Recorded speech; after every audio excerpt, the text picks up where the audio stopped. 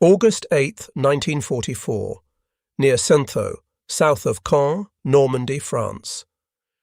The leather of his commander's gloves creaked as Hauptmann Michael Wittmann gripped the cupola of Tiger 007, scanning the hedgerow-lined horizon through his Zeiss binoculars. His hands trembled, not from fear, but from a revelation that had been building since dawn. They keep coming. Mother of God, they never stop coming. For 3 hours, his company of 4 Tiger tanks had destroyed Sherman after Sherman. 27 burning hulks littered the fields around the Caen-Falaise road. Each Tiger had claimed at least 6 kills. By every measure of tactical combat he had learned at the Panzertruppenschule, they were winning decisively. The exchange ratio was magnificent, nearly 7-1. Yet through his binoculars, Wittmann counted 48 more Shermans advancing from 3 different directions. Fresh units, unblooded crews, full ammunition racks. Behind them, columns of dust suggested dozens more approaching. His 4 Tigers had perhaps 12 rounds of armour-piercing ammunition left between them. No fuel for major manoeuvres, no reserves coming. The mathematics of annihilation were being written not in individual tank battles, but in production statistics that rendered tactical brilliance irrelevant. What Wittmann was witnessing, what every German tank commander would witness across every front, was not a battle but a demonstration of industrial arithmetic that would crush the Wehrmacht beneath sheer mass. Within minutes, Michael Wittmann would be dead, his legendary Tiger destroyed by either a Sherman Firefly of the 1st Northamptonshire Yeomanry or Canadian forces. Historians still debate which. But his final radio transmission, logged at 12:47 hours, would capture the despair of every German tanker who faced American production. Munition erschöpft, Gegner unbegrenzt, ammunition exhausted, enemy unlimited. The story of German tank superiority began on May 26, 1941, at the Berghof, Hitler's mountain retreat. Ferdinand Porsche and Henschel and Son presented their prototypes for what would become the Tiger tank. Hitler, mesmerized by the massive 88mm gun and armour that no Allied tank could penetrate, immediately ordered production. "This tank," Hitler declared to his assembled generals, "will be worth a battalion of ordinary tanks.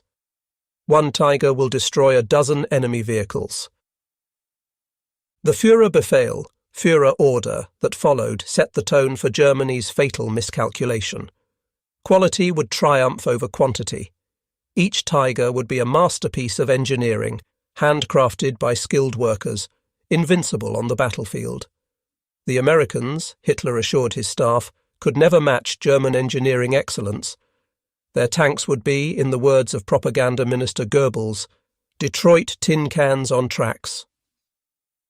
The first Tiger rolled off the production line at Henschel's Kassel factory on August 4, 1942. It had taken 300,000 man-hours to complete. The workers had installed 26,000 individual parts. Master craftsmen had hand-fitted the transmission.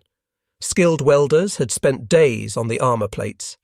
The interleaved wheel system alone, a marvel of engineering that distributed the tank's 57-ton weight, required precision assembly that only experienced workers could accomplish.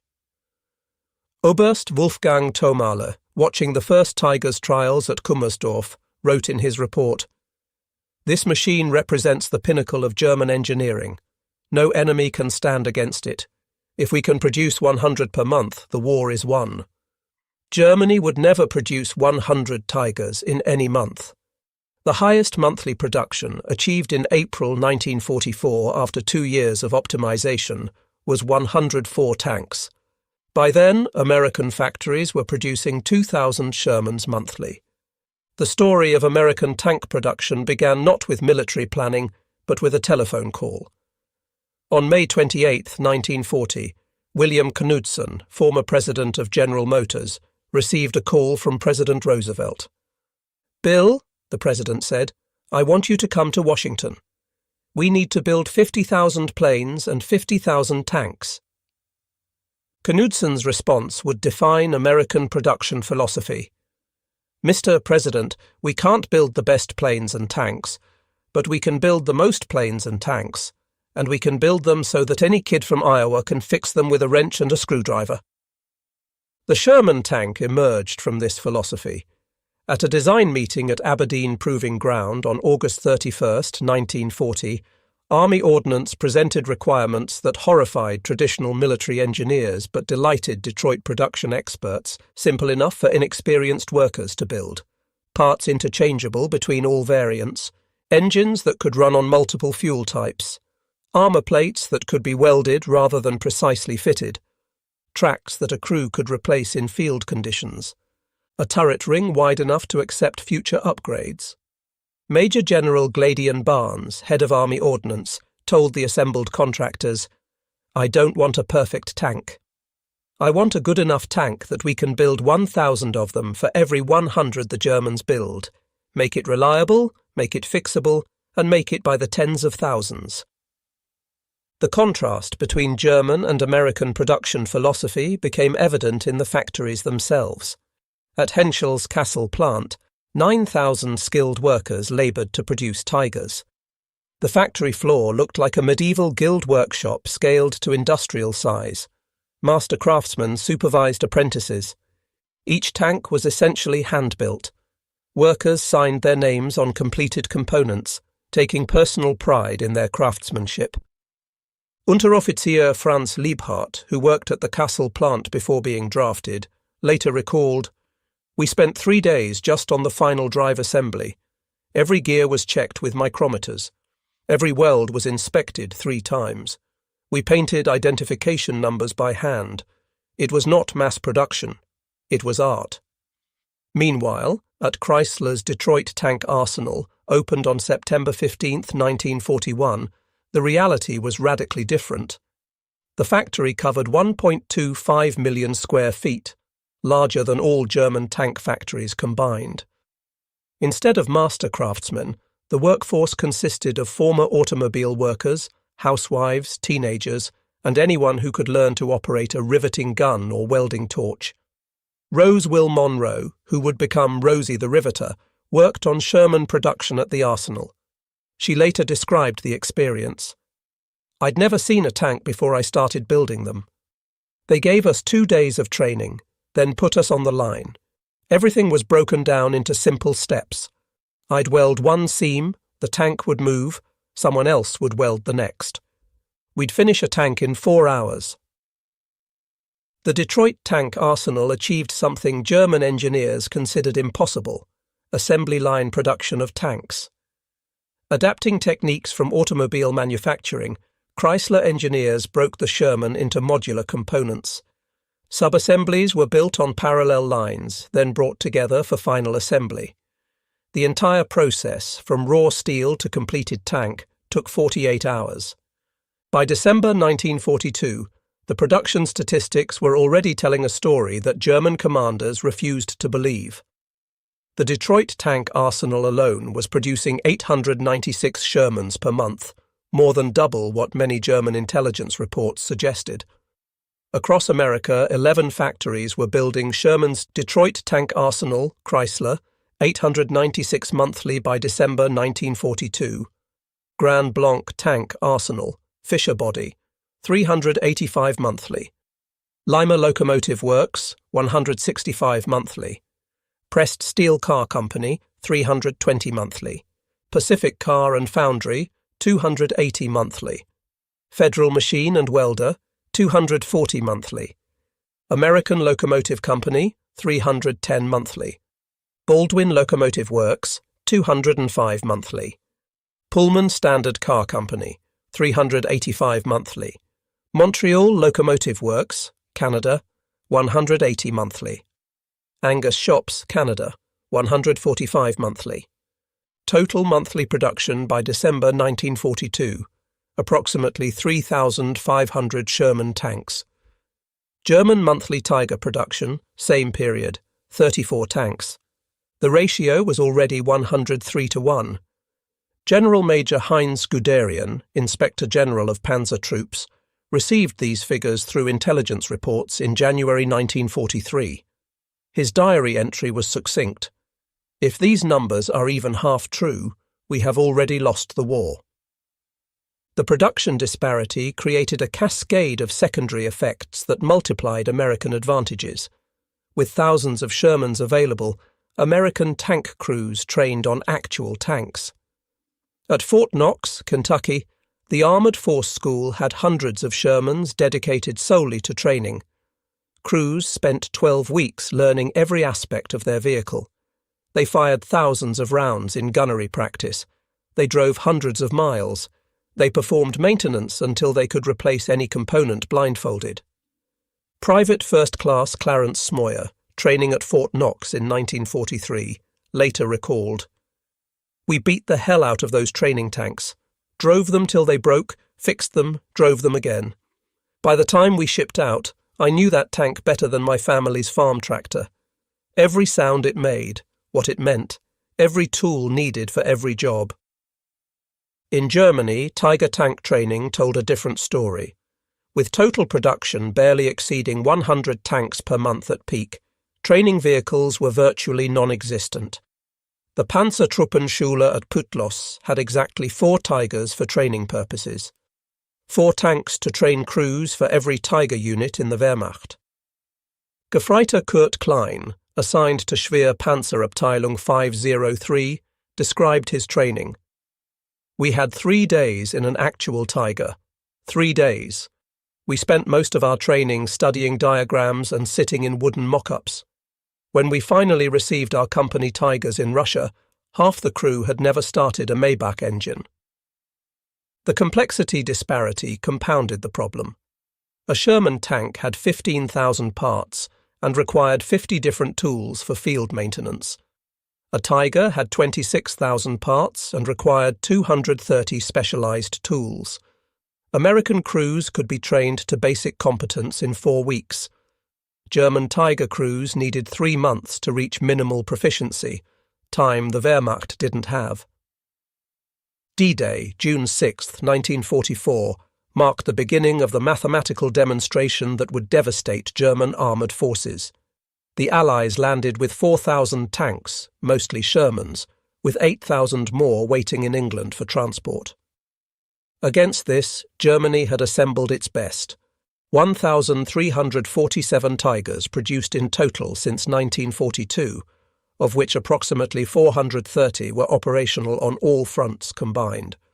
In Normandy itself, the Germans could muster just 102 Tigers. SS Obersturmführer Ernst Streng of Schwere SS Panzerabteilung 101 witnessed the reality on June 7th near Caen. "We destroyed 8 Shermans in the morning engagement. By afternoon, 16 more had taken their place. We destroyed 6 of those. By evening, fresh companies kept arriving. They came like ants. You could step on dozens, hundreds. Thousands more were behind them." The replacement rate told the real story. When America lost a Sherman, a new one arrived from England within 48 hours. The replacement system, organised by Colonel Joseph Gillam, maintained a reserve of 2,300 Shermans in British depots. Damaged tanks were either repaired within hours by mobile workshops or simply abandoned for new vehicles. When Germany lost a Tiger, replacement took weeks or months, if it came at all. Each Tiger required special railway cars for transport. The journey from Germany to Normandy took 5 days under optimal conditions. Allied air attacks often extended this to weeks. Of 45 Tigers dispatched to Normandy in June 1944, only 17 arrived intact. June 13, 1944, provided the perfect microscope for examining the production war. Michael Wittmann's action at Villers-Bocage has been celebrated as the pinnacle of German tank warfare. In roughly 15 minutes, tanks under Wittmann's command destroyed 14 tanks, 15 personnel carriers, and 2 anti-tank guns of the British 7th Armoured Division, though historians debate whether all kills were Wittmann's personally or included his entire company's achievements. German propaganda proclaimed it as proof of Aryan superiority and Tiger invincibility. What they didn't report was the aftermath.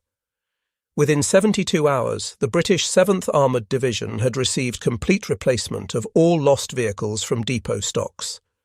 Wittmann's Tiger Company, which lost 3 Tigers in the subsequent fighting, would not receive replacements for 6 weeks. Lieutenant Colonel John Cloudsley Thompson of the 7th Armoured later wrote, "Wittmann was brilliant, no doubt. But brilliance is exhaustible. Industrial production is not. He could destroy our tanks faster than we could brew tea, but we could replace our tanks faster than he could reload." The production numbers only told part of the story. Each Sherman required a supply chain that delivered 150 gallons of fuel, replenished every 100 miles, 104 rounds of ammunition, basic load, 30 gallons of oil and lubricants, spare track blocks, road wheels and filters, food and supplies for 5 crew members. American Logistics delivered this without fail. The Red Ball Express, operating from August to November 1944, employed 6,000 trucks running continuously from Normandy beaches to the front lines. In a single day, August 29, 1944, the Red Ball delivered 12,342 tons of supplies, 800,000 gallons of fuel, 3,000 tons of ammunition, supplies for 28 divisions. Each Tiger required 650 gallons of fuel, replenished every 60 miles, 92 rounds of ammunition, basic load, 100 gallons of oil and lubricants, specialized spare parts manufactured only in Germany, premium fuel that became increasingly scarce. German logistics crumbled under the weight. A Tiger battalion moving 100 miles required 40,000 gallons of fuel, more than most German depots contained. The specialized Maybach HL 230P 45 engine required high-octane fuel that Germany could barely produce. By late 1944, Tiger units were often immobilized not by enemy action, but by empty fuel tanks. Hauptmann Wolfgang Schlick of Schwere Panzerabteilung 506 reported in August 1944. "We have 6 operational Tigers, but fuel for perhaps 30 kilometers. The Americans pass our hidden positions in endless columns. We dare not engage. We would destroy a dozen, 2 dozen, and then sit helpless as the 100 behind them crushed us." Sherman tanks were designed for maintenance by conscripts with basic training. The entire transmission could be replaced in 4 hours. Track replacement took 90 minutes. Engine swaps required 6 hours. Every part was accessible without removing other components. The sloped armour that critics claimed was inferior to Tiger's thick vertical plates had an advantage. Damaged plates could be cut off and welded on by any competent welder. Technical Sergeant Robert Early, maintenance chief for the 3rd Armoured Division, explained, "The Sherman was like a farm tractor with armour. Any kid who'd worked on his dad's John Deere could figure it out. We had replacement everything: engines, transmissions, turrets, tracks. Something broke? Unbolt it, bolt on a new one. We'd have a knocked-out Sherman running again before the Germans finished diagnosing what was wrong with their Tiger." Tiger maintenance was a nightmare of complexity. The interleaved wheel system, brilliant for weight distribution, required removing up to 9 wheels to replace 1 damaged inner wheel, a 12-hour job under ideal conditions. The transmission, a masterpiece of engineering with 8 forward gears, required specialized tools and trained mechanics for any serious repair. The Maybach engine, powerful but temperamental, needed constant adjustment. Feldwebel Hans Bauer, Tiger mechanic with Schwere Panzerabteilung 502, described the reality. "In Russia, we had a Tiger with transmission damage. The replacement transmission was in Germany. It took 3 weeks to arrive. Installing it required removing the turret. We needed a 15-ton crane. No crane was available. The Tiger sat useless for 2 months while Shermans passed us every day." By mid-1944, the mathematics of production had created a cascading crisis Germany couldn't solve. Each Tiger required a crew of 5 highly trained specialists: commander, minimum 6 months training; gunner, 4 months specialized training; loader, 2 months training; driver, 4 months training on heavy tanks; radio operator/hull gunner, 3 months training. Training a complete Tiger crew properly required 19 man-months of instruction. Germany was losing Tiger crews faster than they could be trained. When Tiger 007 was destroyed near Sintho on August 8, 1944, killing Michael Wittmann and his crew, Germany lost 60 man-months of irreplaceable training and years of combat experience. The Americans faced no such crisis. By 1944, Fort Knox was graduating 2,000 fully trained Sherman crews monthly. The standardization of the Sherman meant any crew could operate any tank. Wounded crew members were replaced from a pool of 10,000 trained replacements waiting in England. Staff Sergeant Lafayette Poole, commanding a Sherman named In the Mood, described the American advantage. "We lost our loader at St. Lo. Within 2 hours, we had a replacement who'd trained on the exact same tank model at Knox. He knew every ammunition rack, every control. We didn't miss a beat." While Normandy demonstrated the mathematical impossibility of German victory, the Eastern Front revealed it as apocalypse.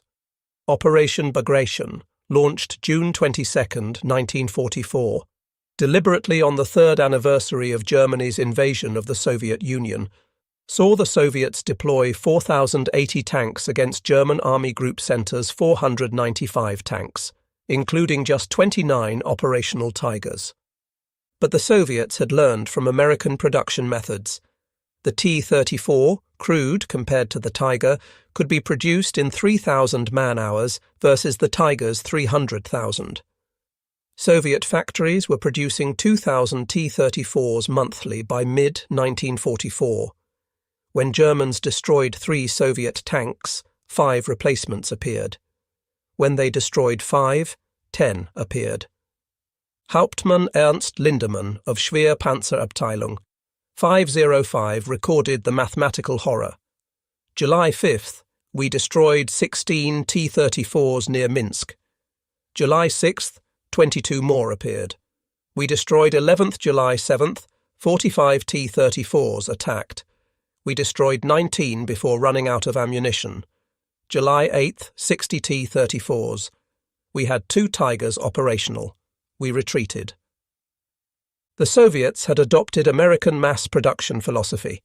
Quantity has a quality of its own. They also received 4,102 Shermans through Lend-Lease, more than 3 times the total number of Tigers ever built. The Italian campaign provided German tank crews with their clearest view of American industrial might.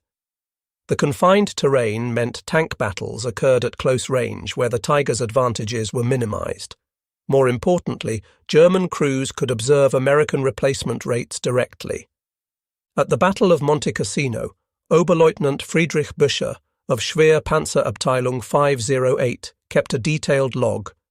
February 15th, destroyed 4 Shermans near Route 6. February 16th, 8 new Shermans in same position. Destroyed 3. February 17th, 12 Shermans attacking. February 18th, count 22 Shermans. We have 4 Tigers operational, 12 rounds per tank remaining. The psychological impact was devastating. Gefreiter Helmut Wagner wrote to his wife, "We are Sisyphus pushing the boulder. Every Sherman we destroy is replaced by 2, every 2 by 4. We kill tanks like a farmer harvesting wheat, but the field grows back overnight." American tank recovery added to German despair. The 16th Armoured Recovery Battalion could retrieve and repair damaged Shermans faster than Germans could confirm their destruction. Captain Thomas Roberts of the 16th described their efficiency.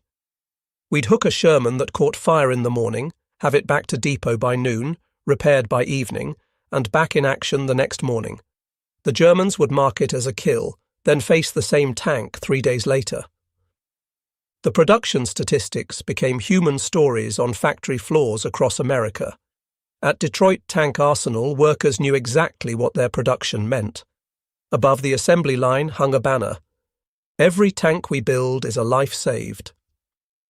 Mary Krajewski, a Polish immigrant working at Detroit Arsenal, embodied American production determination. "My brother was in Italy with the 1st Armoured. Every Sherman I welded might be the one that brought him home. We worked 16-hour shifts during the Sicily invasion. Nobody complained. The line never stopped. The factory operated 3 shifts, 24 hours a day, 365 days a year. Christmas 1943 saw voluntary overtime reach 95%. Workers who called in sick received visits from colleagues checking if they needed help. Absenteeism ran below 2%, compared to 15% in German factories by late 1944. German factories faced different realities. Allied bombing disrupted production constantly. The Henschel factory was hit 39 times between October 1943 and March 1945. Each raid stopped Tiger production for days or weeks. Skilled workers were drafted to replace combat losses. By late 1944, slave labour comprised 40% of the workforce, requiring guards and reducing efficiency.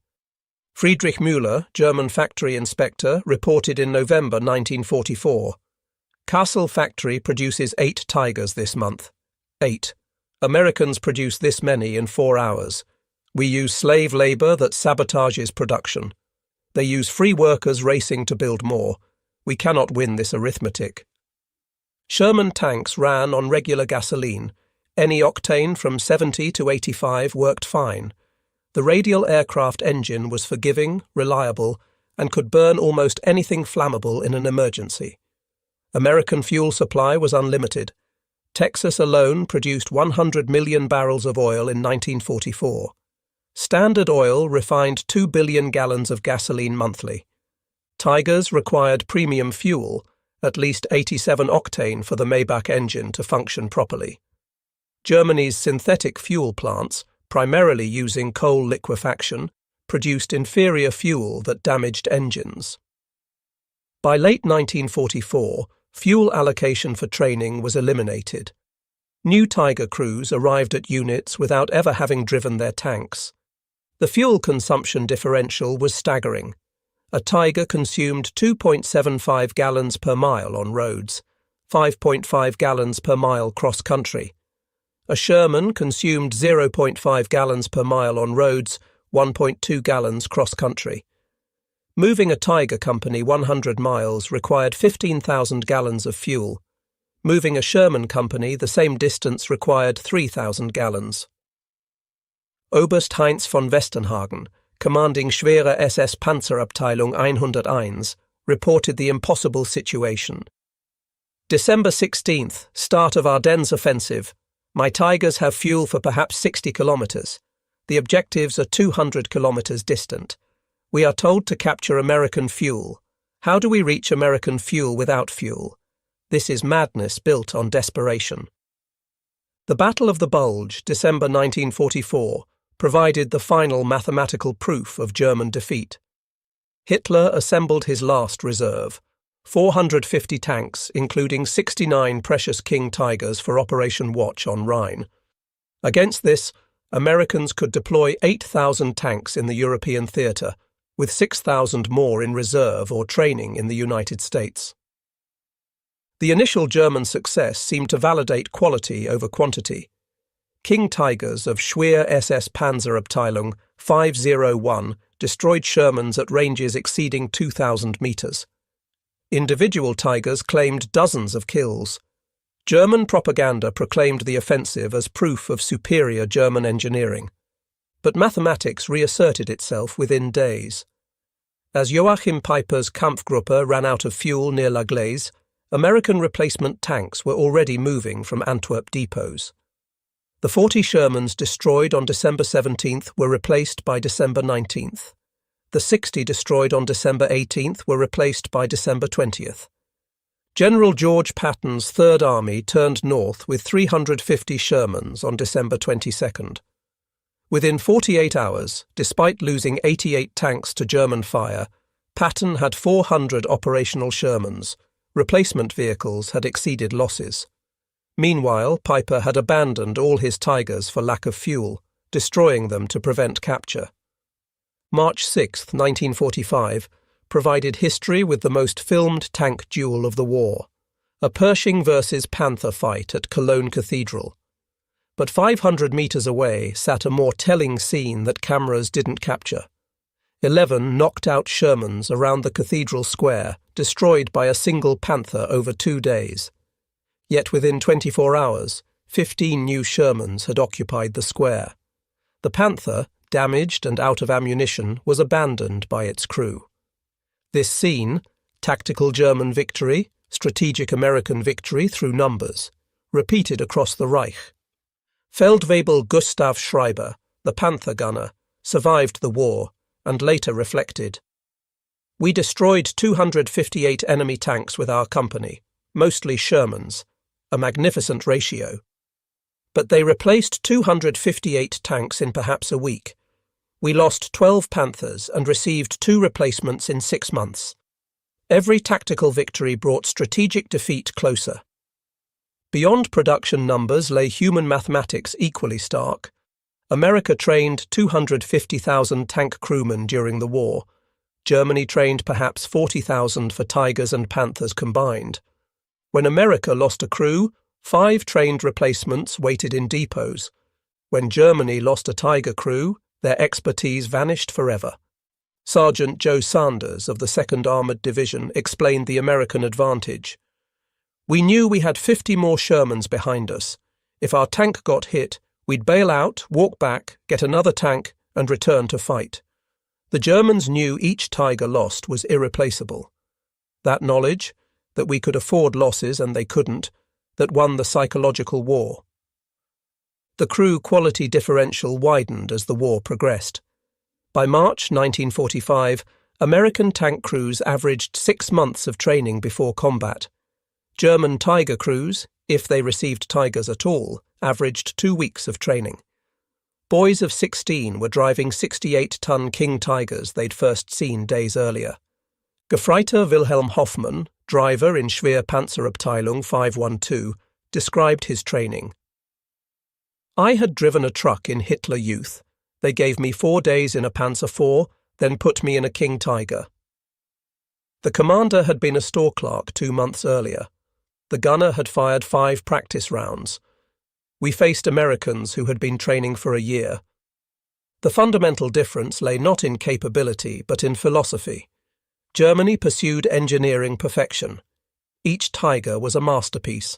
Its 88mm gun could destroy any Allied tank at 2,000 meters. Its armor could deflect most Allied shells. Its sophisticated transmission provided smooth power delivery. Its interleaved wheels distributed weight perfectly. America pursued production efficiency. Each Sherman was adequate. Its 75mm gun struggled against Tiger armor. Its armor was vulnerable to German guns. Its transmission was simple. Its suspension was basic. But it was good enough, and America could build 36 Shermans for the cost of 1 Tiger. William Knudsen, observing Sherman production in 1943, stated the American philosophy: "The best tank is not the one that's technically superior. It's the one that's there when you need it. A Sherman in France is worth 10 perfect tanks on a drawing board." Albert Speer, German armaments minister, understood too late. In his 1969 memoirs he wrote, "We sought perfection and achieved paralysis. Every improvement delayed production. Every modification required retooling." Meanwhile, Americans built the same basic tank in overwhelming numbers. They won through arithmetic, not engineering. Shermans achieved 90% operational readiness rates. Of 100 Shermans in a unit, 90 would be running on any given day. Mechanical failures were rare and quickly repaired. The simple systems rarely broke. When they did, parts were abundant and mechanics plentiful. Tigers achieved 35% operational readiness by late 1944. Of 100 Tigers, if any unit had that many, only 35 would be operational. Complex systems failed constantly. The sophisticated transmission lasted 500 miles before requiring major maintenance. The interleaved wheels collected mud that froze in Russian winters, immobilizing the tank until chipped free. Major Hans Kruger, maintenance officer for Schwerpanzerabteilung 503, documented the crisis. January 1945. Of 45 Tigers on strength, 11 operational, 8 await transmissions, 6 need engines, 12 require track repairs, 8 have multiple failures. We cannibalize 3 Tigers to keep one running. Americans abandon damaged Shermans and get new ones. By early 1945, American production had achieved something beyond numbers. It had created strategic freedom. Commanders could plan operations knowing losses would be replaced immediately. They could trade tanks for objectives. They could use Shermans as expendable assets. General Omar Bradley explained, "We knew we'd lose 4 Shermans for every Tiger killed. We also knew we had 10 Shermans for every Tiger. The mathematics were simple. We could afford the exchange. They couldn't." German commanders faced strategic paralysis. Every Tiger lost reduced future capabilities. Every operation required calculating whether objectives justified irreplaceable losses. By March 1945, standing orders prohibited Tiger units from engaging unless absolutely necessary.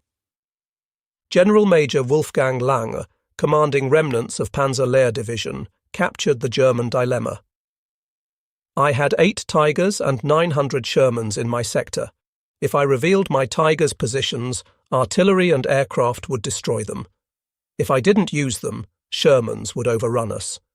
We were reduced to watching our destruction through periscopes." When Germany surrendered on May 8, 1945, the production tallies told the complete story. German production Tiger, 1,347 produced, August 1942, August 1944. Tiger II, King Tiger, 489 to 492 produced, January 1944 to March 1945. Total Tigers, approximately 1,839. American production M4 Sherman, all variants, 49,234 produced, February 1942, July 1945. Additional 2,000 plus Shermans produced by British and Canadian factories. Total Allied Shermans, 51,000 plus. The ratio, 27.7 Shermans for every Tiger. But production was only part of the equation. Operational reality. May 1945. Tigers operational with Wehrmacht, fewer than 20. Shermans operational worldwide, approximately 35,000. Crew training trained German Tiger crews available, fewer than 200. Trained American Sherman crews available, 40,000 plus. In 1975, a reunion at Fort Knox brought together American and German tank veterans. The conversations revealed how deeply production mathematics had affected both sides. Otto Carius, Germany's second highest scoring tank ace with 150 plus kills, spoke candidly. "We were fighting mathematics, not Americans. I could destroy 10 Shermans and 20 would appear. It was not combat but arithmetic. We were calculators trying to defeat an avalanche with individual excellence." Staff Sergeant Clyde Brunson, who commanded Shermans in 3 different armoured divisions after having 2 shot from under him, responded, "Otto's right. We knew most of us weren't tank aces. We didn't need to be. We needed to be adequate and numerous. Wars aren't won by heroes, but by production lines." The most poignant moment came when former Oberst Hans von Luck asked the American veterans, "Did you know? Did you know your numbers would overwhelm us regardless of our skill?" Sergeant Ray Hopkins answered, "We knew. Every replacement depot we passed had hundreds of new Shermans. Every letter from home mentioned factories running 3 shifts. We knew you were fighting the entire American industrial machine. We almost felt sorry for you." American mass production created ripple effects beyond simple numbers. With thousands of surplus Shermans, America could afford experimentation. Specialized variants appeared monthly. Sherman Firefly, British 17-pounder gun. Sherman Jumbo, extra armor. Sherman Calliope, rocket launcher. Sherman Crab, mine flail. Sherman DD, amphibious, Sherman dozer, bulldozer blade, Sherman crocodile, flamethrower. Germany could barely produce standard Tigers, let alone variants. Each experimental modification meant fewer combat tanks. The Sturmtiger, converting Tigers to assault guns, produced exactly 18 vehicles, a fatal diversion of precious resources. The parts supply demonstrated the disparity. American depots stocked 50,000 different Sherman parts. Any component could be delivered to any unit within 72 hours. German Tiger units waited months for specific parts, often cannibalizing operational tanks to keep others running. Technical Sergeant Mike Kozlowski, running a forward depot in Belgium, described American abundance. "We had warehouses full of everything: engines, transmissions, guns, tracks. A unit called for parts. We loaded a truck and sent it. I threw away more spare parts for lack of storage space than German units ever received." American tank crews lived in a different universe from their German counterparts. They knew replacement tanks were plentiful. They knew survival meant more than victory. They knew they could afford to be cautious. Private First Class Clarence Smoyer described the mentality. "Our lieutenant told us straight, 'Your job is to survive and keep pressing forward. If you see a Tiger, call artillery or air support. Don't be heroes. Heroes die. We have more tanks than we have trained crews. Keep yourselves alive, and we'll keep you in tanks.'" German Tiger crews faced opposite pressures. Each Tiger was irreplaceable. Each crew was precious. Yet they were expected to fight against impossible odds, achieving kill ratios that mathematics made meaningless. Feldwebel Karl Brommann, gunner in Schwer Panzerabteilung 502, described the psychological burden. "We knew we had to kill 10, 20, 30 enemy tanks to justify our Tiger's existence. The pressure was unbearable. We were not soldiers, but accountants, calculating whether we had killed enough to justify our resources. Behind production numbers lay infrastructure that determined outcomes. American factories were immune to enemy attack. Detroit, Chicago, Pittsburgh, all produced at maximum capacity without fear of bombing. Workers arrived rested, fed, and motivated. Materials flowed without interruption. Quality control caught defects before tanks left factories. German factories operated under constant threat. The Henschel works in Kassel was bombed 39 times. The MAN factory in Nuremberg was hit 27 times. Workers spent nights in shelters, days clearing rubble. Materials arrived sporadically as Allied bombings severed rail lines. Quality suffered as exhausted workers and slave labourers made mistakes. Hans Müller, production manager at Henschel, documented the cascade of problems. October 1944. Last night's raid destroyed the heat treatment facility. Tiger armour plates must go to Essen if trains run. Essen was bombed Tuesday. Alternative is Dortmund, bombed Thursday. We have 200 Tiger hulls awaiting armour. Perhaps 20 will be completed this month. American production faced no such obstacles. The Fisher Tank Arsenal in Grand Blanc, Michigan, employed 4,500 workers in perfect safety. They worked regular shifts, lived in comfortable housing, and ate in cafeterias serving fresh food. Their children attended schools. Their families shopped in stocked stores. Mass production created learning curve advantages Germany couldn't match. Every 1,000 Shermans produced reduced unit cost by 8%. Production improvements were implemented across all factories simultaneously. By 1944, Detroit Arsenal was building Shermans 60% faster than in 1942, using fewer workers. Lieutenant Colonel Robert Young, analysing production efficiency, reported, "Worker suggestions improved production continuously. A woman in pressed steel noticed a welding sequence change could save 4 minutes per tank. Implemented across all factories, this saved 3,300 production hours monthly, enough to build 40 additional Shermans." German production showed reverse learning curves. As experienced workers were drafted, quality declined. As materials became scarce, substitutions complicated production. As Allied bombing intensified, production dispersed to smaller facilities, losing efficiency. Tiger production time increased from 300,000 man-hours in 1942 to 450,000 man-hours by late 1944. Each Tiger cost more and took longer to build as the war progressed, the opposite of American experience. The Tiger's technological superiority came with hidden costs.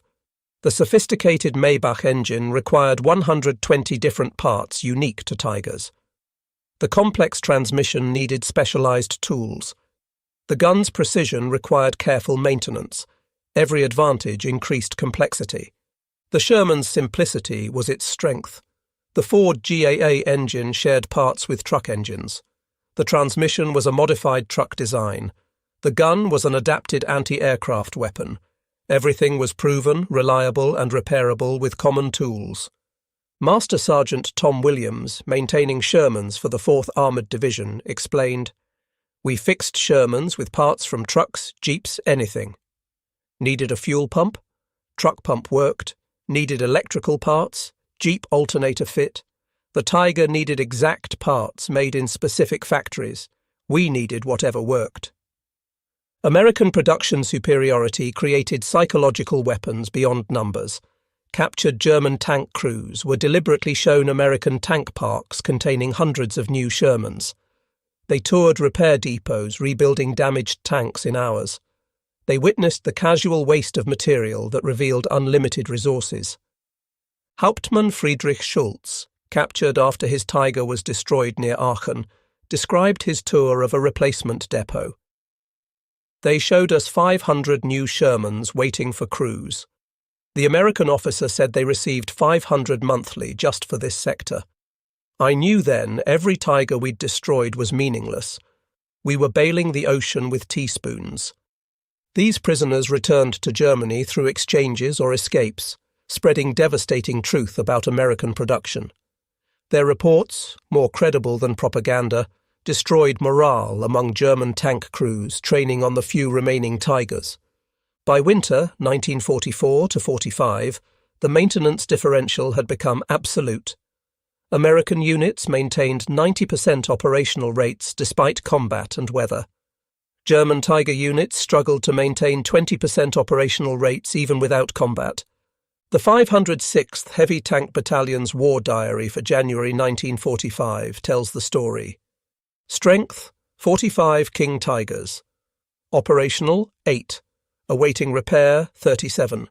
Of these, 12 need engines, none available. 15 need transmissions, 2 available. 10 need multiple components, none available. Cannibalization authorized to maintain minimum operational strength. Meanwhile, the 37th Tank Battalion, 4th Armoured Division reported strength, 53 Shermans. Operational, 51. Awaiting repair, 2, will be completed by nightfall. Replacement tanks available in depot, 15. Crew replacements available, 3 complete crews plus individual specialists. April 1945 provided the ultimate demonstration of production mathematics. As American forces crossed the Rhine, they left behind hundreds of damaged Shermans, not worth repairing given the abundance of replacements. German forces, desperately short of tanks, attempted to recover and repair abandoned Shermans for their own use. The irony was complete. The Wehrmacht, which had started the war convinced of its technological superiority, was reduced to scavenging enemy tanks it had once derided as inferior. Tigers, too complex to maintain without German infrastructure, were abandoned for lack of fuel or minor repairs. Shermans, simple and robust, were pressed into German service. Oberst Wilhelm Müller, commanding an improvised battle group defending Nuremberg, reported the final humiliation. "My command consists of 3. Tigers, 1 operational, 8 Shermans captured and repaired, 12 assault guns and various wheeled vehicles. The American tanks are easier to maintain than our own. We are fighting American tanks with American tanks." The war ended not with dramatic tank battles, but with American columns driving past abandoned German armour. Tigers sat beside roads, out of fuel, out of ammunition, out of spare parts. Their crews, the best trained tank soldiers in history, walked home in defeat. Sherman columns rolled through Germany, each lost tank immediately replaced from the endless stream flowing from Atlantic ports. Their crews, adequately trained and utterly confident in their supply chain, barely paused to acknowledge the abandoned German giants. General Dwight Eisenhower, touring defeated Germany, observed, "We did not defeat German tanks. We defeated German production. Every Tiger was a tactical victory that cost them strategic capability. Every Sherman we lost was replaced before they finished counting their kills." The final accounting revealed the true mathematics of victory production speed. Tiger, 300,000 to 450,000 man-hours per tank.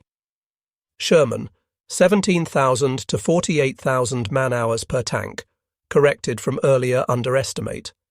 Ratio, 1 Tiger's production time equals 6 to 26 Shermans. Cost analysis. Tiger, 250,000 to 300,000 Reichsmarks, 1945 values. Sherman, 44,556 to 64,455. August 1945 official U.S. Army catalogue prices. Direct comparison difficult due to wartime currency manipulations.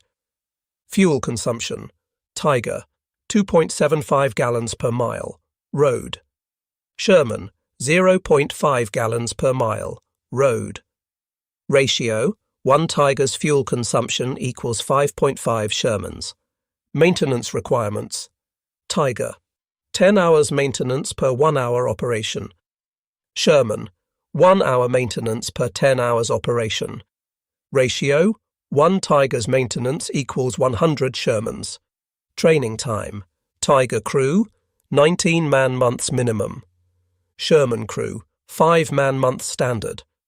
Ratio, 1 Tiger crew training time equals 4 Sherman crews. Post-war analysis by both American and German officers reached the same conclusions. The Tiger was possibly the best tank of World War II in terms of individual capability. The Sherman was adequate at best in tank versus tank combat. But wars are not won by individual excellence. They are won by systemic superiority. Colonel Robert Cameron, writing the official U.S. Army history, concluded, "The Sherman succeeded not despite its mediocrity, but because of it. Its simplicity enabled mass production. Its reliability enabled continuous operations. Its standardization enabled instant replacement. The Tiger failed not despite its excellence, but because of it. Its complexity prevented mass production.